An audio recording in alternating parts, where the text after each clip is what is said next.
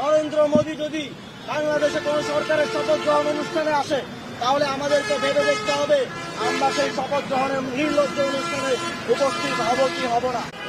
আমরা আবারও দেখছি নির্বাচিত হওয়ার সাথে সাথেই তারা আবারও ভারতের কসাই খেত নরেন্দ্র মোদীর হাত তাদের কাঁধে চায়।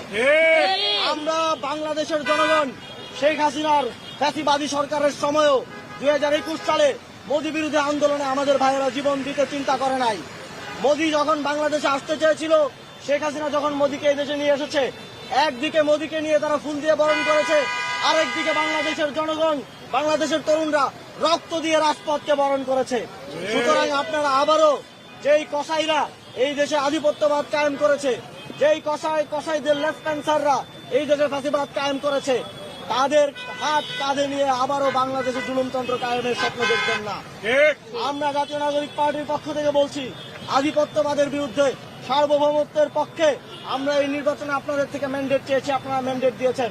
আমরা সেই ম্যান্ডেটের সম্মান অক্ষুণ্ণ রাখব এবং নরেন্দ্র মোদী যদি বাংলাদেশে কোনো সরকারের শপথ গ্রহণ অনুষ্ঠানে আসে, তাহলে আমাদেরকে ভেবে দেখতে হবে আমরা সেই শপথ গ্রহণের নির্লজ্জ অনুষ্ঠানে উপস্থিত হব কি হব না। আপনারা এই দেশকে যারা জুলুমতন্ত্রের শিকার করেছে তাদেরকে সাথে নিয়ে তাদের আশীর্বাদ পুষ্ট হয়ে এই দেশকে শাসন করার স্বপ্ন দেখবেন না।